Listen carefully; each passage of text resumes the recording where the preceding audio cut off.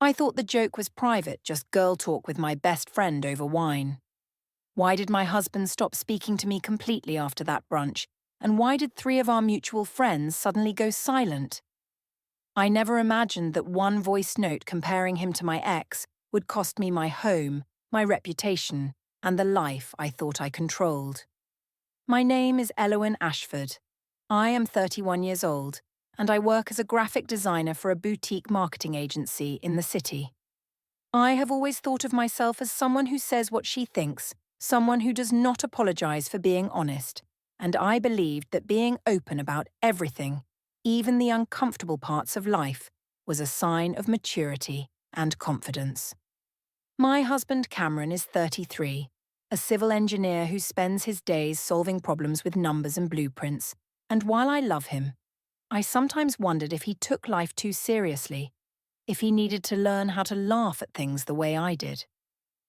It started on a Friday evening in late April, one of those warm spring nights when the air felt soft and the world seemed open and forgiving. Harper, my best friend since college, came over to our apartment, and we sat on the balcony with a bottle of white wine, watching the sun dip below the rooftops while the wind chimes above the door clinked gently in the breeze. The railing was still damp from an earlier rain, cool and slick under my palm, and the city noise below felt distant and unimportant.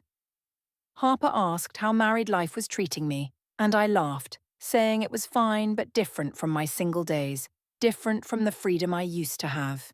She pressed a little, asking what I meant, and I leaned in, lowering my voice even though we were alone, and said that Cameron was a sprinter in bed while Damien, my ex-boyfriend from years ago, had been a marathoner who knew how to take his time and make things last. Harper snorted into her wine glass and we both laughed, the kind of laughter that felt reckless and satisfying, and I did not think anything of it because it was just girl talk, just the kind of thing friends say when they feel safe and unjudged. What I did not know was that the bedroom window was open, just a few feet behind us, and Cameron was inside folding laundry, his hands moving slowly over the clean shirts as he heard every word I said. When Harper left an hour later, Cameron walked into the living room where I was scrolling through my phone, and he asked what I had been laughing about on the balcony. I said it was nothing, just girl talk, and he asked if I had mentioned him. I hesitated, then admitted I had made a joke but insisted it was harmless, the kind of thing people say all the time. Cameron asked what the joke was, his voice calm but his jaw tight in a way that made me uneasy, and I said I had compared him to Damien in a light-hearted way. Nothing mean, just honest. He asked why I felt the need to do that with Harper, why our private life needed to become a topic of conversation with someone else, and I rolled my eyes, saying men always overreacted to honesty, that modern relationships allowed people to talk openly about everything without shame or secrecy. Cameron asked if I thought it was fair to compare him to someone I used to date, especially about something so intimate, and I said I was just being funny, that Harper thought it was hilarious and no one was hurt by it. He went quiet after that, then walked to the closet and began hanging his shirts separately from mine, a small shift in routine I barely registered at the time. I returned to the balcony alone to finish my wine, scrolling through Instagram, and saw a notification that Damien had liked my recent hiking photo. I smiled and replied with a casual emoji, not thinking it meant anything, not realizing Cameron had seen the notification light up on my phone before I grabbed it from the table. That night, Cameron lay on his side of the bed facing the wall, and when I tried to start a conversation, he said he was tired and needed to think. I accused him of giving me the silent treatment, a tactic I said was immature and unfair, and he said he was not punishing me, just processing what he had heard. I told him he was being dramatic over a joke, and he did not reply, which only made me more annoyed because I felt like I was the one being reasonable, and he was the one making everything harder than it needed to be. The next morning, Saturday, Cameron woke early and took his laptop to the living room corner desk, opening a new document and labeling it with a simple file name I could not quite see from where I stood. I asked what he was working on, and he said he was organizing some notes, nothing important, and I shrugged and went to make coffee, assuming it was just another one of his careful, methodical habits. Later that afternoon, his phone lit up with a calendar reminder that read, Riverside Cafe, 10 a.m. Monday. And when I glanced at the screen and asked what the appointment was for, Cameron said it was a personal errand he needed to handle. I mocked him for being mysterious, saying he was probably planning some dramatic gesture to make me apologize for something that did not deserve an apology. And he did not respond, just silenced the phone and placed it face down on the desk, a gesture that felt deliberate and final.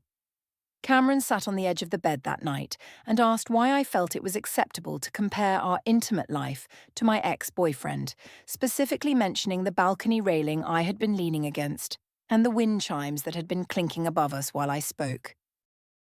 He asked if I understood that Harper was not just any friend but someone we both knew, someone who would likely tell her husband Nolan, and how that made him feel exposed in a way he never agreed to. I said it was just a joke between friends, and that modern couples do not keep secrets about everything. That openness was a virtue, not a flaw. Cameron asked what I meant by sprinter versus marathoner and whether I thought it was fair to reduce him to a punchline in someone else's conversation. I said he was overreacting and that if he had been better in bed, maybe I would not have anything to joke about. He asked if I was saying our private life was a joke to me, and I said no, but I was allowed to talk to my friends about my feelings, that honesty was more important than protecting his ego. Later, Cameron asked if I could see how it felt from his perspective, coming home after a long day and hearing me laugh about something so personal with someone else, and he mentioned the open bedroom window, the exact time it had happened, 7:45 in the evening, and the fact that he had been folding laundry, a mundane task that suddenly felt humiliating. He asked if I would want him to joke about my body or our private moments with his friends, and I said that was different because men do not understand emotional intimacy the way women do. Cameron asked what emotional intimacy had to do with mocking him, and I said it was not mocking, just honesty, just the way modern people communicated. He said honesty without kindness was cruelty, and I said he was being too sensitive, that he needed to lighten up and stop making everything about his feelings. He suggested we talk to a counselor before the issue became bigger than it already was, and I laughed, saying we did not need therapy. He just needed to accept that I was allowed to have opinions about our relationship and share them with people I trusted. My phone buzzed later that night with a message from Harper, a short text that said she was still thinking about my sprinter joke and asking if I had told Cameron about it. I glanced at Cameron, who was reading a book with his back to me, and I did not reply to Harper, instead deleting the message preview so he would not see it if he happened to look at my phone. I assumed he would forget about the whole thing by Monday, that his silence was just a temporary sulk, and everything would go back to normal once he calmed down. What I did not know was that Cameron had already scheduled a quiet consultation with a mediator and saved a screenshot of Damien's Instagram comment on my hiking photo, a small detail I had dismissed as meaningless, but he had carefully documented along with the date and time. By Wednesday of the following week, I ran into Damien at the supermarket checkout, a coincidence that felt harmless at the time. We chatted casually about work and mutual friends, and he mentioned he had seen my hiking photo on Instagram and said I looked great, the kind of compliment that felt easy and uncomplicated. We hugged goodbye, a brief embrace that lasted maybe 4 or 5 seconds, and I thought nothing of it until I got home and Cameron asked where I had been that morning. I said I had been buying groceries, and he asked if anything unusual had happened. I said no, and he asked if I had run into anyone I knew.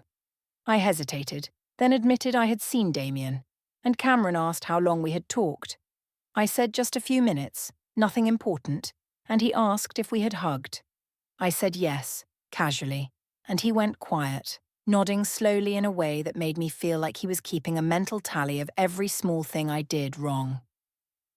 That evening, Cameron opened his laptop at the living room corner desk and added a new entry to the document I had seen him working on days earlier. He typed quickly, his face expressionless, and I walked past and asked what he was organizing now. He said he was keeping track of household details, maintenance records, and schedules, and I joked that he was obsessed with filing every little thing, that he should spend less time organizing and more time living in the moment.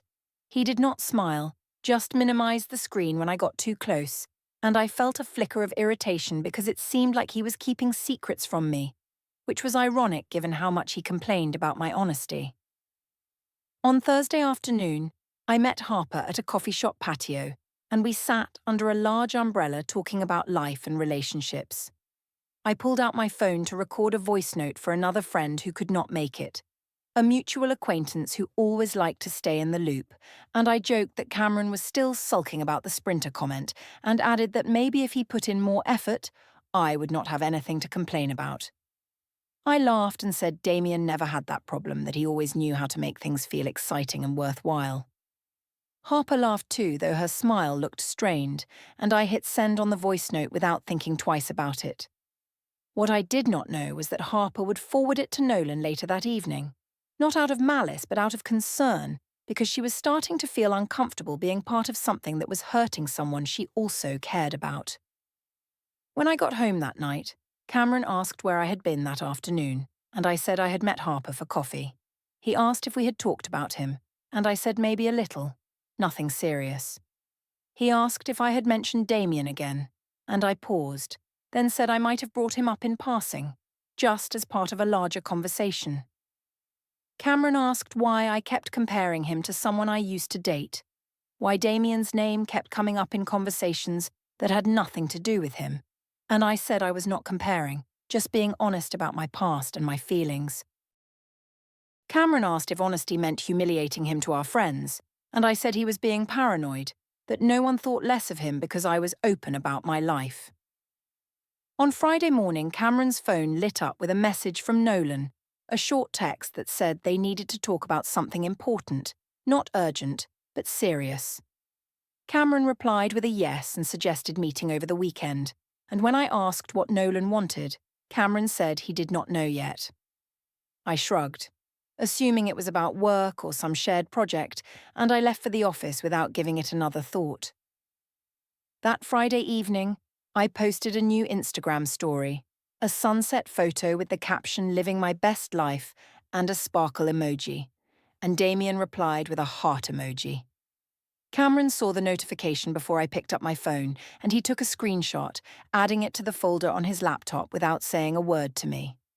Cameron asked why I felt comfortable hugging Damien at the supermarket checkout when I knew he was waiting in the parking lot, and he mentioned the specific aisle number where I had been standing, aisle 12, and the timestamp on his phone when he checked the time, 11:42 in the morning.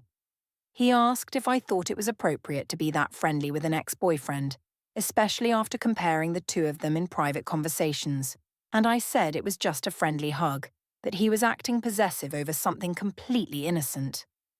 Cameron asked what I expected him to think when I kept bringing Damien up and then ran into him in public, and I said he was reading too much into a coincidence, that I had not planned to see Damien and the whole encounter lasted less than 5 minutes.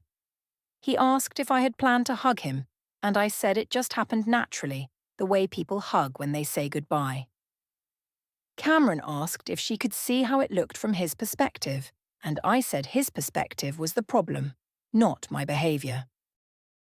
Later, Cameron sat at the kitchen table and asked if I could explain the voice note I had sent to our mutual friend, the one where I joked about him sulking and mentioned Damien again, and he referenced the coffee shop patio, the large umbrella we had been sitting under, and the fact that Harper had looked visibly uncomfortable when I made the joke.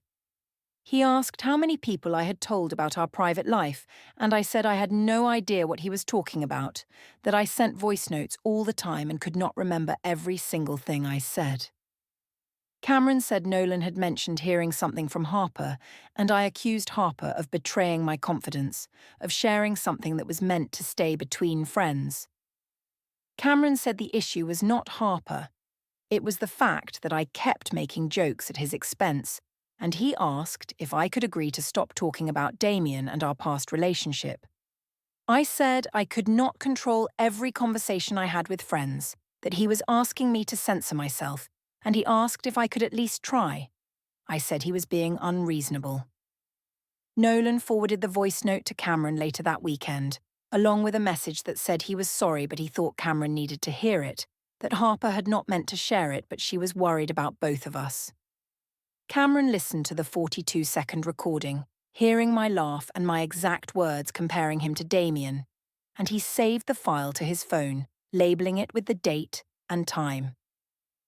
I did not know about the recording until much later, and by then it was too late to take back the words I had said so carelessly into my phone while sitting under that umbrella, laughing like it was all just harmless fun. Saturday afternoon arrived warm and bright, and Cameron's mother Iris hosted a birthday lunch for him at a family-style restaurant downtown. 8 people gathered around a long table near the window, the kind of table that made everyone feel close and connected, and the mood was celebratory until someone asked how married life was treating us. I smiled and said it was good but different from my single days, and someone joked that marriage always took adjustment. I laughed and said some people adjusted faster than others, glancing at Cameron, and when Iris asked what I meant, I said Cameron was still learning the ropes, still figuring out how to be a good partner. I added with a laugh that my ex Damien had a lot more experience in certain areas, and the table went completely silent. Iris's smile disappeared, replaced by a look of confusion and then something harder, something that looked like disappointment or disgust. Nolan stared down at his plate, his fork frozen halfway to his mouth, and Harper's eyes went wide, her face flushing with second-hand embarrassment. Mara, a mutual friend from college who had been quiet until then, looked at me like she was seeing me for the first time, and not in a good way. Cameron stood up slowly, dropped his napkin on the table, and walked toward the exit without saying a word, his shoulders tight and his face blank, in a way that scared me more than anger would have. I sat there for a moment, confused by the reaction, and then Iris asked me what I thought I was doing. I said it was just a joke that people needed to lighten up, and Iris said there was nothing light about what I had just said, that I had humiliated her son at his own birthday lunch in front of people who loved him. I said everyone was taking it too seriously, that modern couples joke about everything, and Harper shook her head and said, "This was not a joke, this was cruel." I left the restaurant 10 minutes later, feeling angry and misunderstood, convinced that everyone was overreacting and that Cameron would calm down once he had time to think. When I got home, I found Cameron sitting on the stairwell landing outside our apartment door, his head in his hands, the hallway light casting long shadows across the floor. I asked why he had left the restaurant, and he asked why I had humiliated him in front of his family. I said it was just a joke, that no one should have taken it personally, and he asked if I understood that his mother was at that table, that his aunt and uncle were there, that people who cared about him had heard me compare him to my ex-boyfriend in a way that made him look inadequate. I said everyone took it too seriously, that they needed to understand how modern relationships worked, and he asked if modern relationships required public humiliation. I said he was being too sensitive, that if he had more confidence, the joke would not have bothered him, and he stood up, unlocked the apartment door, and walked inside without another word. Later that afternoon, Cameron called Nolan and asked if he could send him the voice note Harper had mentioned, and Nolan said yes, forwarding it immediately along with a message that said he was sorry Cameron had to hear it, but he deserved to know what was being said behind his back. Cameron listened to the recording again, this time saving it to a cloud backup folder he had labelled with a simple title I would not have understood even if I had seen it. He also wrote a brief summary of the restaurant incident in his notes, including the time, the location, the witnesses, and my exact words as he remembered them. And he saved everything in a way that felt methodical and final. On Sunday morning, Iris called Cameron and asked if he was all right, and he said he was managing as best he could. She said Eloin's comment had been cruel and disrespectful, and she did not want to see me at future family events until I apologized sincerely and understood the harm I had caused. Cameron thanked her quietly, his voice steady but tired. And when he hung up, I confronted him, demanding to know what his mother had said. He told me Iris did not want me at family gatherings anymore, and I accused him of turning his family against me, of poisoning them with his version of events. He said he had not told anyone anything they had not already seen or heard for themselves, and I said he was manipulating the situation to make me look bad. Cameron asked why I needed to compare him to Damien in front of his mother, his aunt, his uncle, and 4 other people who cared about him. And he mentioned the long table at the restaurant, the birthday cake that had been sitting untouched when he left, and the exact phrase I had used, learning the ropes, as if he was some kind of amateur who needed lessons from someone more experienced. He asked what I expected him to do after that. Sit there and smile while everyone stared at him in pity or discomfort. And I said it was a joke and everyone would have forgotten about it if he had not made a scene by walking out. Cameron asked if I thought walking out was a scene, or if the real scene was me mocking him at his own birthday, and I said he was blowing things out of proportion, that he needed to accept that couples joke about these things, and no one was hurt by a little honesty. Later, Cameron sat on the sofa and asked if I could explain what I hoped to accomplish by bringing up Damien at a family event, referencing the specific moment when his aunt had asked about married life, and I had pivoted to a comparison that made him look inadequate in front of people who loved him. He asked if I understood that everyone at that table now saw me as someone who disrespects him publicly, and I said people were too uptight, that they needed to understand that modern couples are honest about their pasts and their feelings. Cameron asked if honesty required humiliation, and I said he was the one who could not handle the truth, that maybe if he accepted that Damien was better in bed, he could improve, instead of sulking. Cameron stood, walked to the bedroom, and closed the door, and I yelled after him that he was running away from reality, but he did not respond. Mara sent Cameron a message later that evening, saying she had been thinking about what happened at the lunch, and if he ever needed to talk, or needed someone who saw what went down, she was there for him. Cameron thanked her and saved the message, and I did not find out about it until weeks later when everything had already fallen apart.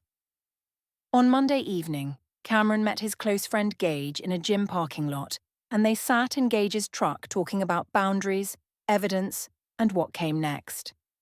Gage suggested mediation as a formal but calm way to address the situation, a structured process that would force both sides to be honest without the chaos of shouting matches or emotional breakdowns. Cameron said he had been documenting everything, every conversation, every incident, every witness, and Gage told him to keep going, to make sure all the evidence was backed up in multiple places so nothing could be lost or denied later.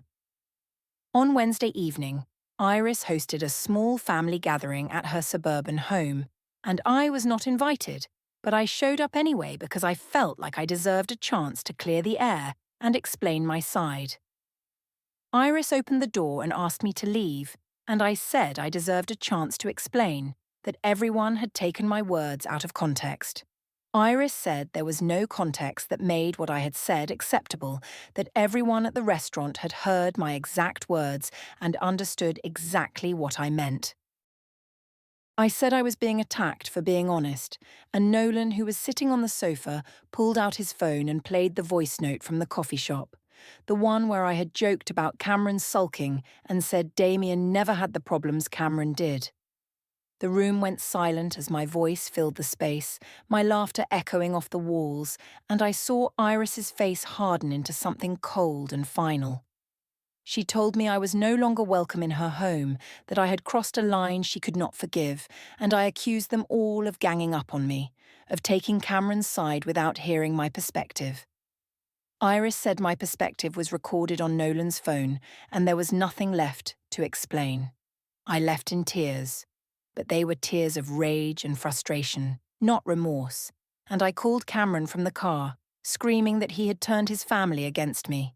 He said he had not needed to turn anyone against me because they had heard my words themselves, and I hung up before he could say anything else.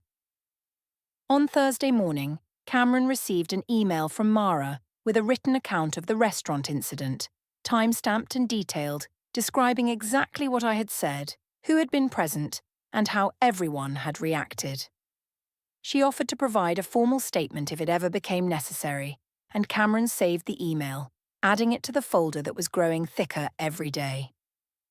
On Friday afternoon, Harper met me at a coffee shop and said she needed to take a step back from our friendship, that the jokes had gone too far, and she felt uncomfortable being part of something that was hurting someone she also cared about. I accused her of betraying me, of abandoning me when I needed support, and she said she felt like she had enabled something cruel and she could not do it anymore. I left the coffee shop feeling isolated and angry, and I posted a cryptic Instagram story that said, "Real friends do not abandon you when things get hard," along with a broken heart emoji. On Friday night, Cameron stood in the bedroom doorway and told me he had scheduled a mediation session for the following Wednesday at 10 in the morning, and he said we would sit down with a neutral third party and talk about our marriage in a structured way. I asked what that meant, and he said it meant we would address the issues that had been growing between us, the comparisons, the public humiliation, the refusal to respect boundaries. I said I did not need a mediator, that we could handle our problems ourselves, and he said we clearly could not because every conversation ended with me dismissing his concerns or mocking his feelings. I accused him of overreacting, of turning a few jokes into a legal process, and he said mediation was not legal. It was professional, and it was the only option left because talking to me directly had not worked. Cameron asked why I had shown up at his mother's house uninvited when I knew I had humiliated him in front of that same family just days earlier. And he mentioned the suburban living room, the voice note Nolan had played at exactly 7:32 in the evening, and the fact that I still refused to apologize even when confronted with my own recorded words. He asked if I understood that everyone now saw me as someone who mocks her husband publicly and then plays the victim when called out, and I said they were all too traditional, that they could not handle modern honesty. Cameron asked what was honest about comparing him to my ex in a way designed to make him look inadequate, and I said I was just venting to friends that everyone vents. He asked if venting required cruelty, and I said he was too sensitive to understand the difference between honesty and cruelty. Later, Cameron sat across from me at the kitchen table and asked if I wanted our marriage to survive, because if I did, I needed to stop comparing him to Damien, stop mocking him to friends and family, and agree to work on our relationship with professional help. He referenced the mediation session, the specific date and time, next Wednesday at 10 in the morning, and said this was his last attempt to resolve things peacefully before the situation became something neither of us could control. I said mediation was a waste of time and money, that we did not need a stranger telling us how to communicate, and Cameron said it was the only option left because I had refused every other attempt he had made to set boundaries or address the problem. I accused him of being controlling, of trying to silence me, and he said setting boundaries was not control, it was self-respect. I said his boundaries were designed to make me feel guilty, and he said my honesty was designed to hurt him. On Saturday morning, Cameron quietly cancelled our shared streaming subscriptions and moved the autopay for our joint car insurance to his personal account, actions he did not announce or explain. I discovered the streaming service was logged out on Sunday night when I tried to watch a show, and I assumed it was a technical glitch, maybe a billing error or a server problem. I did not understand that Cameron had stopped negotiating entirely, that he had begun the slow, methodical process of separating our lives piece by piece, and that every small change was a signal I was too confident to see. On Monday morning, I stood in the bedroom doorway and asked Cameron if we could talk, and he said he was running late for work but he would listen for a moment. I said I had been thinking about what he said, and maybe I had rushed into some of those jokes without considering how they sounded, a halfway acknowledgement that I hoped would ease the tension without requiring a full apology. Cameron asked if I was saying I was wrong, and I hedged, saying everyone makes mistakes and maybe I could have been more careful with my words. He said that was not an apology, Just another way of avoiding responsibility, and I accused him of setting traps, of demanding perfection when I was clearly trying to meet him halfway. He said halfway was not enough when the harm was total, and he walked past me and out the door, leaving me standing there with my words feeling useless and hollow.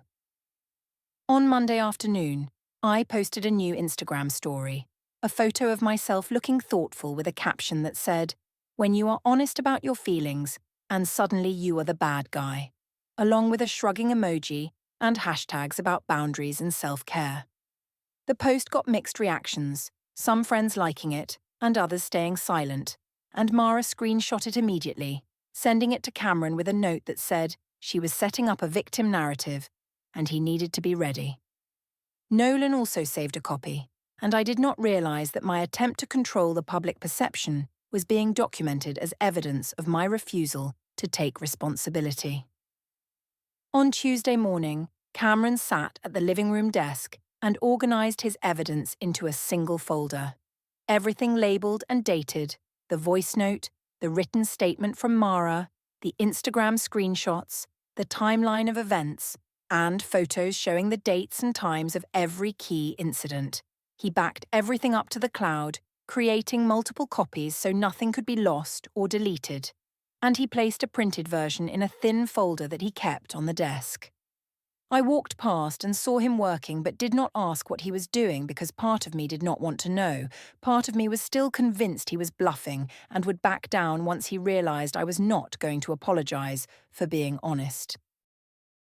On Tuesday evening, Harper called Cameron to apologise for not seeing how bad things had become earlier, and she said she should have said something sooner instead of laughing along with jokes that were clearly hurting him. Cameron thanked her and said it was not her fault, that she had been caught in the middle of something she did not create, and she asked if there was anything she could do to help. He said she had already helped by being honest with Nolan, and that honesty had given him the proof he needed to move forward. On Wednesday morning at 9:45, Cameron arrived at the mediation office early, wearing a clean button-down shirt and carrying the thin folder with all his evidence inside. He sat in the waiting room calm and composed, reviewing his notes and preparing for what came next. I arrived at 9:58, flustered and annoyed, carrying only my phone and a purse, and I sat across from him in the waiting room, crossing my arms and saying this whole thing was a waste of time. He did not respond, just looked at me with an expression I could not quite read, something between sadness and resignation. At 10:02, the mediator, a middle-aged woman in a grey blazer, opened the door and invited us inside. I rolled my eyes, feeling like I was being dragged into something unnecessary, and Cameron stood, gathered his folder, and followed her into the office. The room was small and neutral, with a round table, 3 chairs, and a window that looked out onto a quiet street. The mediator explained that mediation could address relationship issues or facilitate separation, and I said we did not need to separate, we just needed Cameron to stop being so insecure about a few harmless jokes. Cameron did not say anything, just placed his folder on the table and slid it toward the mediator. Cameron asked if I could give him one reason to believe I wanted our marriage to work, referencing the mediation session scheduled for 10 that morning, the folder he had already prepared with evidence, and the fact that I had spent the last week posting on Instagram instead of having a single honest conversation with him. He asked if I understood that attending the session was not about blame, but about finding a way forward, and I said I was not going to sit in a room and be lectured by a stranger about how to communicate. Cameron asked if I would rather end the marriage than spend 1 hour trying to save it, and I said if the marriage was this fragile, maybe it was not worth saving. He asked if that was my final answer, and I said yes, and he nodded slowly, said he would proceed alone, and walked out of the bedroom without looking back. Later, Cameron asked if I understood that everyone in our social circle now saw me as someone who humiliated her husband publicly, and then blamed him for being upset, and he mentioned the Instagram story I had posted the day before, the one that got screenshot by at least 3 people he knew. He asked what I hoped to gain by framing myself as the victim, and I said I was the victim, the victim of his controlling behavior and his inability to accept honesty. Cameron said honesty without empathy was just cruelty dressed up as virtue, and I said he was too weak to handle a strong woman. He said strength did not require tearing other people down, and I said he was proving my point by trying to control how I expressed myself. He said the mediation was happening, and I had one last chance to show up, and I said I would not, and he said that decision would be noted. On Tuesday night, I posted a detailed Instagram story framing myself as a woman who refused to be silenced by insecurity, writing that my husband could not handle my honesty about my past and was trying to control me through manipulation and isolation tactics. I tagged it with several empowerment hashtags and posted it publicly, visible to over 40 mutual friends and co-workers. Harper saw it and immediately blocked me. Mara screenshot the entire story and sent it to Cameron with a note that said this was slander and he needed to show it to the mediator. The post spread through our social circle within hours, and instead of rallying support, it became evidence of my refusal to take responsibility, a public declaration that I believed I was right and everyone else was wrong. The mediator reviewed Cameron's folder in silence for several long minutes, her face calm and professional as she flipped through printed pages, read timestamps, and studied screenshots. I sat across the table with my arms crossed, feeling defensive and cornered, and when the mediator finally looked up, she asked if I could explain why I had repeatedly compared my husband to my ex-boyfriend in public and private settings. I said I was just being honest about my feelings, that I did not believe in hiding the truth, and the mediator asked if I had considered how those statements affected Cameron. I said he should not be so sensitive, that modern couples talk about everything, and the mediator said sensitivity was not the issue, respect was. The mediator held up the Instagram screenshots, the ones showing my posts about being silenced and controlled, and asked if posting about Cameron's alleged insecurity on a public platform was respectful. I said I was venting, that I had a right to express my feelings, and the mediator said venting in a way that harms someone's reputation is not protected communication, it is defamation. I tried to argue, but the mediator held up the voice note transcript, the one from the coffee shop where I had laughed about Cameron sulking, and said Damien never had the problems Cameron did, and she asked if I understood that this recording, combined with witness statements and a timeline of escalating behavior, painted a clear picture of a pattern. Cameron stated calmly that he had tried multiple times to set boundaries and address the issue privately, referencing the balcony conversation, the coffee shop voice note, the restaurant birthday lunch, and every attempt he had made to ask me to stop. He said each time he tried, I had dismissed him, mocked him, or accused him of being controlling, and the mediator nodded, making notes on a pad in front of her.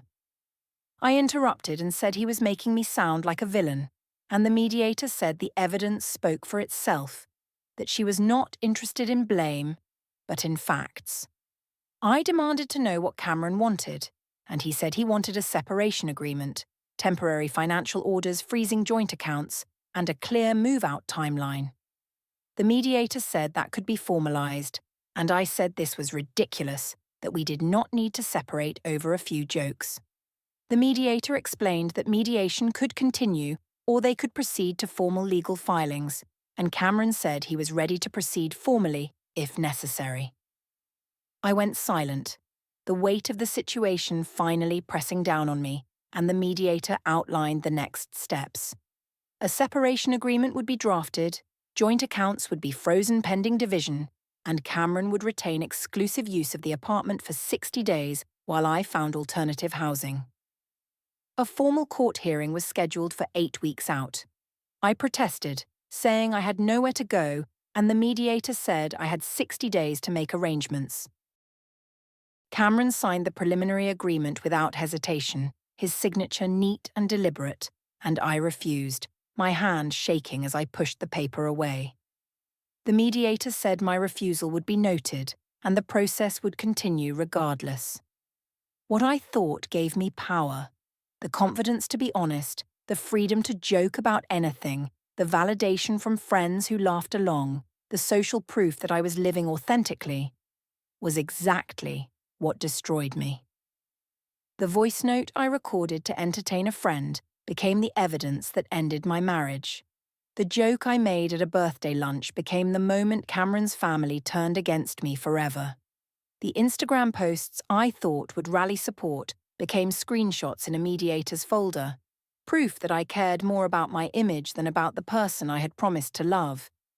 I wanted attention and admiration, the feeling of being bold and unfiltered, but I got isolation, a 60-day eviction notice, and a reputation I could never repair. The joke was never about honesty.